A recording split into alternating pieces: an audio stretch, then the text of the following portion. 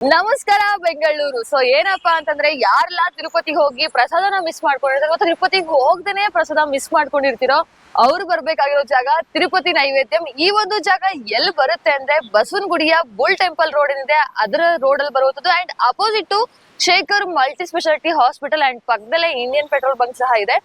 ಈ ಒಂದು ಜಾಗದ ಎಕ್ಸಾಕ್ಟ್ ಲೊಕೇಶನ್ ಇದು. ಅಂಡ್ ಫಸ್ಟ್ ಆಫ್ ಆಲ್ ಬೆಂಗಳೂರಲ್ಲಿ ಸ್ವಲ್ಪ ಸೆನ್ಸೇಷನ್ ಕ್ರಿಯೇಟ್ ಮಾಡಿದ್ದು ಈ ಒಂದು ತಿರುಪತಿ ಪ್ರಸಾದಂ. ಕಾರಣ ಎಷ್ಟೊಂದ್ ಜನ ದೇವಸ್ಥಾನಕ್ಕೆ ಹೋಗಿ ಪ್ರಸಾದ ಸಿಗದೆ ಬಂದಿರ್ತೀರಾ ಅಂಡ್ ಪ್ರಸಾದ ತಿನ್ಬೇಕು ಅಂದ್ರೆ ದೇವಸ್ಥಾನಕ್ಕೆ ಹೋಗ್ಬೇಕು ಅಂತ ಇರ್ತೀರಾ.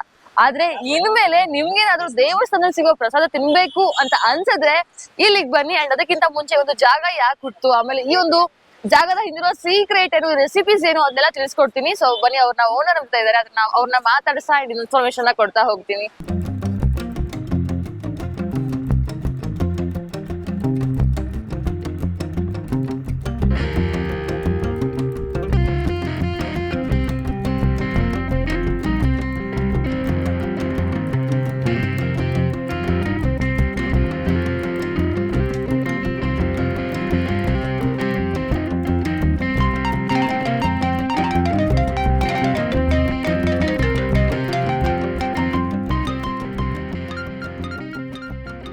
ಸರ್ ನಮಸ್ತೆ. ನಮಸ್ಕಾರ ಸರ್ ನಿಮ್ ಹೆಸರು ಮತ್ತೆ ನಿಮ್ ಪರಿಚಯ ಮಾಡ್ಕೊಡ್ತೀರಾ? ಹರೀಶ್ ಅಂತ, ಇಲ್ಲೇ ಹುಟ್ಟಿ ಬೆಳೆದಿದ್ದೆಲ್ಲ ಬೆಂಗಳೂರು.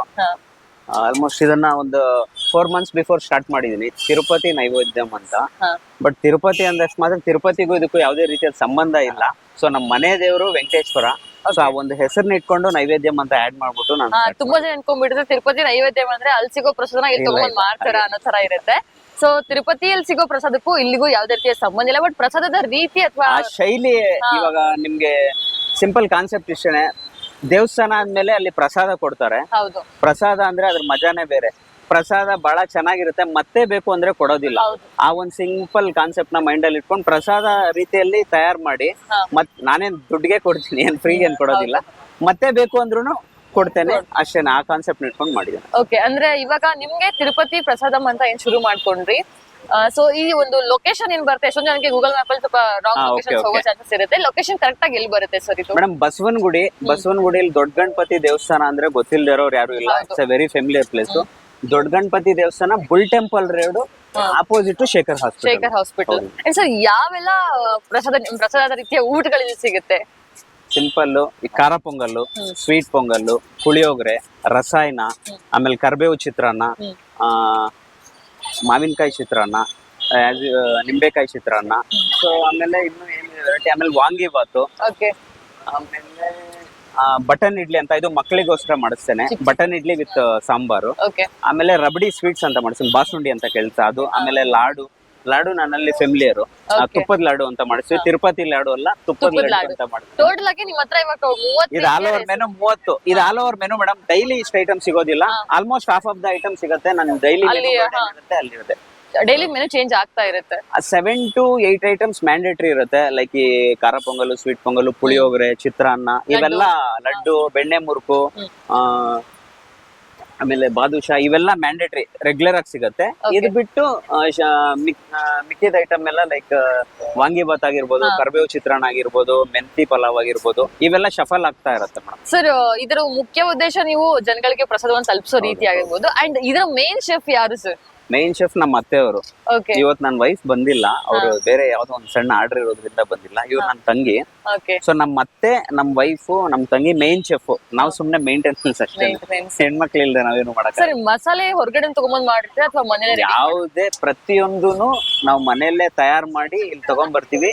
ಈ ವಾಟರ್ ಬಾಟಲ್ ಮಾತ್ರ ತರಿಸ್ತೀವಿ ಅಷ್ಟೇ. ಅದನ್ನ ನಾವು ರೆಡಿ ಮಾಡಕ್ ಆಗಲ್ವಲ್ಲ ಸರ್? ಹೌದು.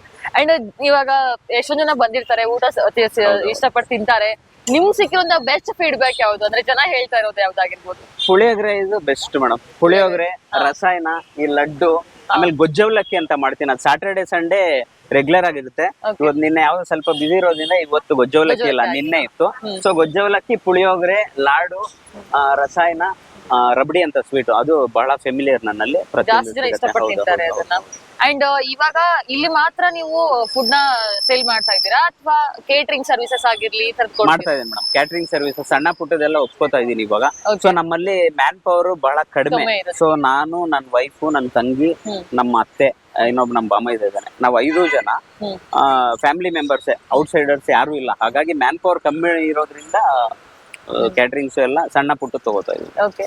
ಅಂಡ್ ಇನ್ನೊಂದು ನಂಗೆ ಬರ್ತಾ ಇರ್ಬೇಕಾದ್ರೆ ಏನು ಊಟದ ವಾಸನೆ ಇತ್ತು, ಸೇಮ್ ನಂಗೆ ದೇವಸ್ಥಾನದಲ್ಲಿ ಕ್ಯೂ ಅಲ್ಲಿ ನಿಂತ್ಕೊಂಡಾಗ ವಾಸನೆ ಬರ್ತಾ ಇರುತ್ತಲ್ವಾ, ಅದೇ ರೀತಿಯ ಘಮ ಘಮ ಅನ್ಸ್ತಾ ಇತ್ತು. ಕಾನ್ಸೆಪ್ಟ್ ಅದು ಮೇಡಮ್, ತಿರುಪತಿ ನೈವೇದ್ಯ ಟೆಂಪಲ್ ಕಾನ್ಸೆಪ್ಟ್ ಅಷ್ಟೇ. ಓಕೆ ಸರ್, ಇನ್ನೊಂದೇನಪ್ಪಾ ಅಂತಂದ್ರೆ ಒಂದು ನೀವು ಏನು ಈ ಫುಡ್ ನ ರೆಡಿ ಮಾಡೋ ರೀತಿ ಆಗಿರ್ಬೋದು ಅಥವಾ ಸೆಲ್ ಮಾಡೋದಕ್ಕೆ ತುಂಬಾ ಜನ ಇಷ್ಟಪಟ್ಟಿದ್ದಾರೆ. ನಾವು ಸಹ ಅಷ್ಟೇ ಬರ್ತಾ ಇದ್ದಾಗೇನೆ ಇಷ್ಟ ಆಯ್ತು. ಅಂಡ್ ಕ್ಲೀನ್ ಅಂಡ್ ಹೈಜೀನ್ ಬಗ್ಗೆ ಜನ ಯೋಚನೆ ಮಾಡೋ ಹಾಗಿತ್ತು ಅಂದ್ರೆ ನೀವು ಫ್ಯಾಮಿಲಿ ಮೆಂಬರ್ಸ್ ಸೇರಿ ಮಾಡ್ತಾ ಇರೋದ್ರಿಂದ ಕ್ಲೀನ್ ಅಂಡ್ ಹೈಜೀನ್ ಹೌದು ಮೇಡಮ್. ಸೊ ಇನ್ನೊಂದು ಮ್ಯಾನ್ ಪವರ್ ಬೇರೆಯವ್ರನ್ನ ಯಾರನ್ನೂ ಇಟ್ಕೊಂಡಿಲ್ಲ, ಇನ್ನೊಂದು ಮನೆಯವರೇ ಮಾತ್ರ. ಬಟ್ ಇನ್ನೊಂದು ಉದ್ದೇಶ ಏನು ಅಂದ್ರೆ ಬೇರೆ ಯಾರೋರ್ನ ಕರೆಸ್ತೀವಿ, ಅವ್ರು ಒಂದ್ ದಿವಸ ಬರ್ಬೋದು, ಒಂದ್ ದಿವಸ ಬರ್ದೇ ಇರ್ಬೋದು, ಟೇಸ್ಟ್ ಚೇಂಜ್ ಆಗ್ಬೋದು. ಆ ಒಂದು ಉದ್ದೇಶ ಇಟ್ಕೊಂಡು ಸದ್ಯಕ್ಕೆ ಯಾರನ್ನು ತಗೊಂಡಿಲ್ಲ ಬೇರೆಯವ್ರನ್ನ. ಆಮೇಲೆ ಇನ್ನೊಂದು ಮೇನ್ ಉದ್ದೇಶ ಏನು ಅಂದ್ರೆ ಈ ಪ್ರಸಾದ ಎಲ್ಲ ಕಡೆನೂ ಸಿಗೋದಿಲ್ಲ, ದುಡ್ಡು ಕೊಟ್ರೆ ಸಿಗೋದಿಲ್ಲ. ಸೊ ಆ ಒಂದು ಉದ್ದೇಶ ಇಟ್ಕೊಂಡು ಇದನ್ನ. ಸೀಕ್ರೆಟ್ ಏನು ಸರ್ ನಿಮ್ ರೆಸಿಪಿದು? ಬಿಕಾಸ್ ನಂಗೆ ಆ ಸ್ಮೆಲ್ ನಂಗೆ ಘಮ ಘಮನ ಇನ್ನೂ ನಂಗೆ ಬರ್ತಾನೆ ಇದೆ. ಸೊ ಏನ್ ದೇವ್ರಿಗೆ ನೈವೇದ್ಯ ಮಾಡ್ತೀರಾ ಅಥವಾ? ಹೌದು ಮೇಡಮ್, ನಮ್ಮ ಮನೆ ದೇವ್ರು ಬಂದು ವೆಂಕಟೇಶ್ವರ. ಸೊ ಅವ್ರೆ ಇವಾಗ ನಾವೇನ್ ಇಲ್ಲಿ ನಿಂತಿದೀವಿ. ಆಮೇಲೆ ಇನ್ನೊಂದು ಹೇಳ್ತೀನಿ, ಇದು ನೋಟ್ ಮಾಡ್ಕೊಳ್ಳಿ. ಇವತ್ ನಾನು ಈ ದಿನ ಏನ್ ನಿಂತಿದ್ದೀನಿ ಇಲ್ಲಿ ಅಂದ್ರೆ ನಮ್ಗೆ ಸಾಗರ್ ಶಾನ್ಭೋಗ್ ಅಂತ ಒಬ್ರು ಪರಿಚಯ ಇದಾರೆ, ಸ್ನೇಹಿತರು. ಅವ್ರು ಬಂದು ಇವ್ರು ಗೊತ್ತಲ್ಲ, ಯೋಗರಾಜ್ ಭಟ್ರು ಗೊತ್ತಲ್ವಾ, ಅವ್ರ ಅಸಿಸ್ಟೆಂಟ್ ಡೈರೆಕ್ಟರ್ ವರ್ಕ್ ಮಾಡ್ತಾರೆ. ಆಕ್ಚುಲಿ ನಾನು ಡಬ್ಬಿಂಗ್ ಆರ್ಟಿಸ್ಟ್, ನಾನು ಸೀರಿಯಲ್ಸ್ ಎಲ್ಲ ವಾಯ್ಸ್ ಕೊಡ್ತಾ ಇರ್ತಾನೆ. ಸೊ ಹಾಗಾಗಿ ಕೊರೋನಾ ಟೈಮಲ್ಲಿ ಅದೇ ನನ್ನ ಕೈ ಹಿಡಿದಿದ್ದು. ಸೊ ಅವಾಗೇನು ಕೆಲಸ ಇಲ್ಲ, ನಿಮ್ಗೆ ಗೊತ್ತಲ್ವಾ. ಬಟ್ ಸೀರಿಯಲ್ಗಳೆಲ್ಲ ನಡೀತಾ ಇತ್ತು ಮನೇಲಿ, ಎಂಟರ್ಟೈನ್ಮೆಂಟ್. ಹಾಗಾಗಿದ್ದಾಗ ಅವರು ನನ್ಗೆ ಇಲ್ಲ ಅಪರ್ಚುನಿಟಿ ಇದೆ, ಅಲ್ಲ ಅಪರ್ಚುನಿಟಿ ಅಂತ ಕೊಡ್ತಾ ಇದ್ರು. ಸೊ ಹಾಗೆ ಹೋಗಿ ಬರ್ತಾ ಆ ಸಂಬಳ ನನ್ನ ಜೀವನ ನಡೆಸ್ಲಿಕ್ಕೇನು ಸರಿ ಹೋಗ್ತಾ ಇರ್ಲಿಲ್ಲ. ಸರ್ ಈ ರೀತಿ ಯಾವ್ದಾದ್ರು ಕೆಲಸ ಇದ್ರೆ ನೋಡಿ ಸರ್, ಇದು ಡಬ್ಬಿಂಗ್ ಎಲ್ಲ ನನ್ಗೆ ವರ್ಕೌಟ್ ಆಗಲ್ಲ ಕೊಡೋ ಇದ್ರಲ್ಲಿ ಅಂದ್ರೆ, ಸರಿ ಹರೀಶ್ ಈ ತರ ನನ್ನ ಹತ್ರ ಒಂದು ಕಾನ್ಸೆಪ್ಟ್ ಇದೆ, ಮಾಡ್ತೀರಾ ಅಂತ ಹೇಳಿ. ಸಾಗರ್ ಶಾನ್ಭೋಗ್ ಅಂತ ಸರ್ ಅವ್ರ ಹೆಸರು. ಅವರೇ ಈ ರೀತಿ ಹೇಳಿದ್ದು, ನಿಮ್ಗೆ ಬಟ್ ಹಾರ್ಡ್ ವರ್ಕ್ ಮಾಡ್ಬೇಕಾಗುತ್ತೆ, ಈ ರೀತಿ ನನ್ನ ಹತ್ರ ಒಂದು ಕಾನ್ಸೆಪ್ಟ್ ಇದೆ, ಮಾಡಿ ಬಟ್ ಕಷ್ಟ ಬೀಳಿ, ದಯವಿಟ್ಟು ಇದಾಗತ್ತೆ. ನೀವ್ ಇವಾಗ ಆಲ್ಮೋಸ್ಟ್ ಇವಾಗ ಕೆಲ್ಸಕ್ಕೆ ಹೋದ್ರೆ ಅಂದ್ರೆ ಆಲ್ಮೋಸ್ಟ್ 15,000 20,000 ಕೊಡ್ಬೋದಾ? ನಾನು BCom ಕಂಪ್ಲೀಟ್ ಮಾಡಿ ಒಂದ್ 25,000 30,000 ಸಿಗ್ಬೋದು ತಿಂಗಳೆಲ್ಲ. ಬಟ್ ಯಾರ ಹತ್ರನೂ ಒಬ್ರ ಹತ್ರ ಹೋಗಿ ಕೆಲಸ ಮಾಡೋದಾಗಿರುತ್ತೆ, ನೀವೇ ಓನರ್ ಆಗಿ ಅಂತ ಅದೊಂದು ಮೈಂಡ್ ತುಂಬಿ ಪಾಪ ಬಹಳ ಅದೇ ಪಿಲ್ಲರ್ ಅಂತಾನೆ ಹೇಳ್ಬೋದು. ಈ ತಿರುಪತಿ ನೈವೇದ್ಯಂಗೆ is one of the pillar ಅಂತ ಹೇಳ್ಬೋದು. ಸರ್ ಇವಾಗ ಎಷ್ಟೊಂದು ಹೋಟೆಲ್ಗಳಾಗಿರ್ಲಿ ಅಥವಾ ಬೀದಿ ಸೈಡ್ ವ್ಯಾಪಾರ ಮಾಡುವಂತ ಎಷ್ಟೋ ಫುಡ್ ಕಾರ್ಟ್ಸ್ ಗಳಲ್ಲಿ ಪ್ಲಾಸ್ಟಿಕ್ ನ ಯೂಸ್ ಮಾಡ್ತಾ ಇರ್ತಾರೆ. ಪ್ಲಾಸ್ಟಿಕ್ ಸ್ಪೂನ್ಸ್ ಆಗಿರ್ಲಿ ಅಥವಾ ಪ್ಲಾಸ್ಟಿಕ್ ಬೌಲ್ಸ್ ಆಗಿರ್ಲಿ, ಪ್ಲಾಸ್ಟಿಕ್ ಕಪ್ಸ್ ಆಗಿರ್ಲಿ. ಅಂಡ್ ನೀವು ಆ ಪ್ಲಾಸ್ಟಿಕ್ ಫ್ರೀನ ಒಂದು ಸಂದೇಶ ಜನಗಳಿಗೆ ಕೊಡ್ತಾ ಇದ್ದೀರಾ. ಕೇವಲ ದೇವಸ್ಥಾನದಲ್ಲಿ ಹೇಗೆ ಆ ಒಂದು ದೊಣ್ಣೆಲ್ ಕೊಡ್ತಾರೋ ಅದೇ ರೀತಿಯ ದೊಣ್ಣೆಲ್ ಪ್ರಸಾದವನ್ನ ಕೊಡ್ತಾ ಇದ್ದೀರಾ. ಅದಕ್ಕಾಗಿ ಎಲ್ಲಾ ಜನಗಳಿಂದ ಅಂಡ್ ಎಲ್ಲಾ ಪರಿಸರ ಸ್ನೇಹಿಗಳಿಂದ ಧನ್ಯವಾದ ಸರ್. ಅಂಡ್ ಇನ್ನಷ್ಟು ಜನ ನಿಮ್ಗೆ ಈ ಒಂದು ಜಾಗಕ್ಕೆ ವಿಸಿಟ್ ಮಾಡ್ಲಿ, ನಿಮ್ಮ ಕನ್ಸೆಲ್ಲ ನನ್ಸಾಗ್ಲಿ ಅಂತ ವಿಶ್ ಮಾಡ್ತೀನಿ ಸರ್. ಅಂಡ್ ಇನ್ನೊಂದು ಹೇಳಕ್ ಇಷ್ಟ ಬೀಳ್ತೀನಿ, ನಮ್ ಬೆಂಗಳೂರು ಜನ ಯಾರೇ ಬರ್ಲಿ ಸಪೋರ್ಟ್ ಮಾಡ್ತಾರೆ. ಹಾಗಾಗಿ ಬೆಂಗಳೂರು ಜನಗಳಿಗೆ ಯಾವ ಹೊತ್ತಿದ್ರು ಚಿರುಣಿ ಮಾಡಿ. ಇವತ್ತಿನ ಮೆನು ಅಲ್ಲಿ ತುಪ್ಪದ ಲಡ್ಡು, ಹೌದು ಮೇಡಮ್. ಆಮೇಲೆ ಬೆಣ್ಣೆ ಮುರುಕು ಎಲ್ಲ ಮೇಡಮ್. ಆಮೇಲೆ ರಾಗಿ ಬಿಸ್ಕೆಟ್ ಹೆಲ್ದಿ. ಆಮೇಲೆ ಬಾದುಷಾ. ಆಮೇಲೆ ಮೇನ್ ಪುಳಿಯೋಗರೆ. ಮೇಡಮ್ ಈ ಪಾಯಿಂಟ್ ನಾನು ಹೇಳೋದ್ ಮರ್ತೆ, ನಾವ್ ಯಾವುದೇ ಪದಾರ್ಥಕ್ಕೆ ಈರುಳ್ಳಿ ಬೆಳ್ಳುಳ್ಳಿ ಬಳಸೋದೇ ಇಲ್ಲ. ಹೌದು, ಪುಳಿಯೋಗರೆ. ಆಮೇಲೆ ಜಾಮೂನು ಹೋಮ್ ಮೇಡ್ ಇಲ್ಲ ಮೇಡಮ್. ಆಮೇಲೆ ವಾಂಗಿಬಾತು ಇಲ್ಲಿ ಇದಿಲ್ಲ, ಸೊ ಖಾಲಿ ಆಗಿದೆ, ಎಲ್ಲ ಕೆಳಗಡೆ ಇದೆ. ಆಮೇಲೆ ಬಿಸಿಬೇಳೆ ಬಾತು. ಆಮೇಲೆ ಖಾರ ಪೊಂಗಲ್ ಖಾಲಿ ಆಗಿದೆ, ಸ್ವೀಟ್ ಪೊಂಗಲ್ಲು. ಆಮೇಲೆ ಘೀ ಬಟನ್ ಇಡ್ಲಿ ಅಂತ, ಇದು ಮಕ್ಕಳಿಗೆ ಇಷ್ಟ ಅಂತ, ಇದು ಮಕ್ಕಳ ರೆಸಿಪಿ ಇದು. ಆಮೇಲೆ ಇದಕ್ಕೆ ಸಾಂಬಾರ್ ಇರತ್ತೆ. ಆಮೇಲೆ ಖಾರ ಪೊಂಗಲಿಗೆ ಹುಣಸೆ ಗೊಜ್ಜು ಅಂತ ಮಾಡ್ತೀವಿ, ಇದಕ್ಕೆ ಅದೇ ಮೇನ್ ಕಾಂಬಿನೇಷನ್. ಬಟ್ ನಿಮ್ಗೆ ಪಾಪ ಟೇಸ್ಟ್ ಮಾಡ್ಲಿಕ್ಕೆ ಆಗಲ್ಲ, ಇದು ಖಾಲಿ ಆಗಿದೆ. ಆಮೇಲೆ ಇದು ರಬಡಿ ಸ್ವೀಟ್ ಅಂತ, ಬಾಸುಂಡಿ ಅಂತ, ಇದು ಬಹಳ ಫೆಮಿಲಿಯರು ನನ್ನಲ್ಲಿ. ಇಲ್ಲ ಮೇಡಮ್, ನಾವು ಆಕ್ಚುಲ್ ಆಗಿ ನೈಟ್ ಪ್ರಿಪರೇಷನ್ ಸ್ಟಾರ್ಟ್ ಮಾಡಿದ್ರೆ ಬೆಳಿಗ್ಗೆ ರೆಡಿ ಇರುತ್ತೆ ಅದು.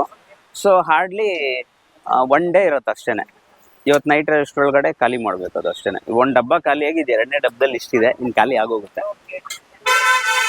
ಆಮೇಲೆ ಮೇನ್ ರಸಾಯನ ಹೇಳಿಲ್ಲ, ರಸಾಯನನೂ ಖಾಲಿ ಆಗಿದೆ. ರಸಾಯನ ಸ್ವಲ್ಪ ರಸಾಯನ ಉಳಿಸಿದೆ, ಆದ್ರೆ ಅನ್ಸುತ್ತೆ ಅಷ್ಟೇ ಮೇಡಮ್. ಇವತ್ತಿನ ಮೆನು ಇಷ್ಟು. Actually all over the menu ಇಷ್ಟೇ ಇರುತ್ತೆ. ಬಟ್ ಇವತ್ತು ಆಲ್ಮೋಸ್ಟ್ 16 to 18 ಐಟಮ್ಸ್ ಇದೆ. ನಂಬಿಕೆ ಓದಕ್ಕೆ 3 ಅಕ್ಷರಗಳೇ ಇರ್ಬೋದು, ಆದ್ರೆ ಅದನ್ನ ಸಂಪಾದಿಸುವುದು ಬಹಳ ಕಷ್ಟ. ಏಕೆಂದ್ರೆ ಅದು ಹಣಕ್ಕಿಂತ ದುಬಾರಿ. ಡೈಲಿ ಈ ರೀತಿಯ ಒಂದು ಸ್ಲೋಗನ್ಸ್ ನ ಅಂದ್ರೆ ಜನಗಳಿಗೆ ಮನ ಮುಟ್ಟೋ ರೀತಿಯ ಒಂದೊಂದು ಲೈನ್ಸ್ ನ ಬರಿತಾ ಇರ್ತಾರೆ. ಅಂಡ್ ಅದಲ್ದೇನೆ ಇಲ್ಲಿ ನೋಡ್ತಾ ಇರೋದು ಅವರ ಇವತ್ತಿನ ಮೆನು. ಅಂಡ್ ನೋ ಬೆಳ್ಳುಳ್ಳಿ ನೋ ಈರುಳ್ಳಿ, ಅಂದ್ರೆ ಯಾವ್ದೇ ರೀತಿಯ ಗಾರ್ಲಿಕ್ ಮತ್ತೆ ಆನಿಯನ್ ಬಳಸಲ್ಲ. ಅದನ್ನ ಆಲ್ರೆಡಿ ಹೇಳಿದೀನಿ. ಅಂಡ್ ನನಗೆ ಪರ್ಸನಲ್ ಎಕ್ಸ್ಪೀರಿಯನ್ಸ್ ನನ್ನ ಜೊತೆ ಶೇರ್ ಮಾಡ್ಕೊಳ್ಳೋದಾಯ್ತು ಅಂದ್ರೆ ದೇವರ ಪ್ರಸಾದ ಹೇಗಿರುತ್ತೋ ಹಾಗೆ ಇತ್ತು. ಅಂಡ್ ಡೈಲಿ ನಿಮ್ಗೆ 9 to 10 ಅಬೋದೇ ಇರುತ್ತೆ ನಿಮ್ಗೆ ಮೆನು. ಟೋಟಲ್ ಆಗಿ 30 ವೆರೈಟೀಸ್ ಆಫ್ ಮೆನು ಇವ್ರ ಹತ್ರ ಇರುವಂತದ್ದು. ಈಗ ಸದ್ಯಕ್ಕೆ ಕೆಲವೊಂದಿಷ್ಟು ಮೆನು ಮಾತ್ರ ಇರುತ್ತೆ. ಅಂಡ್ ಮೆನು ಚೇಂಜ್ ಆಗ್ತಾ ಇರುತ್ತೆ. ಯಾವ ಮೆನು ಅಂತ ಅವ್ರು ವಾಟ್ಸ್ಆಪ್ ಗ್ರೂಪ್ ಅಲ್ಲೂ ಅಪ್ಡೇಟ್ ಮಾಡ್ತಾರಂತೆ.